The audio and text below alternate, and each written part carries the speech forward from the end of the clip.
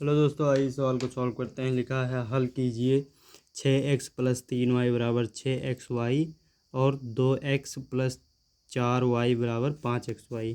तो इसे हम पहले समीकरण 1 बना लेते हैं और इसे समीकरण 2। तो यहाँ पर हम विलोपन विधि का प्रयोग करेंगे, तो इसलिए हम समीकरण 2 में 3 से गुणा कर देंगे। तो यहाँ पर लिखेंगे कि समीकरण 2 में 3 से गुणा करने पर, समीकरण 2 में 3 से गुणा करेंगे। 3 दूनी 6x + 3 चौक 12y = 3 × 5 = 15xy। ये हो गया। अब समीकरण 2 को ऐसे उतार लेंगे, तो समीकरण 2 को उतारेंगे तो ये हो नहीं, समीकरण 2 हमने लिया है तो समीकरण 1 को उतारेंगे। 6x + 3y = 6xy। अब इन दोनों समीकरण को हम घटा देंगे। यहाँ पे लिखेंगे घटाने पर, घटाएंगे तो चिन्ह बदल जाएगा, चिन्ह बदलेंगे। अब ये कैंसिल हो जाएगा और 12 में से 3 जाएगा तो 9y बराबर होगा, ये हो जाएगा 9।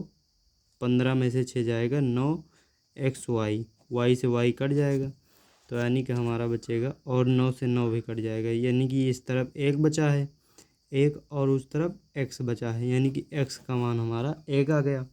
अब हम यहाँ पर x का मान उठाकर समीकरण 1 में रख देंगे। तो यहाँ पर लिखेंगे कि x का मान, लिखेंगे x का मान समीकरण 1 में रखने पर, समीकरण 1 हमारा है 6x + 3y = 6xy और हमें रखना है x = 1, तो x = 1 रखेंगे।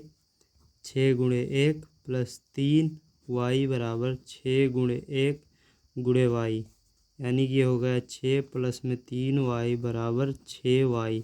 3 को उधर भेजेंगे तो माइनस में चला जाएगा, तो 6 = 6y - 3y। अब इसे घटा लेंगे तो 6 बराबर हो जाएगा 3y।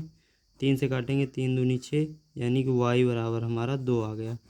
x = 1 और y = 2, यही हमारा आंसर हो जाएगा।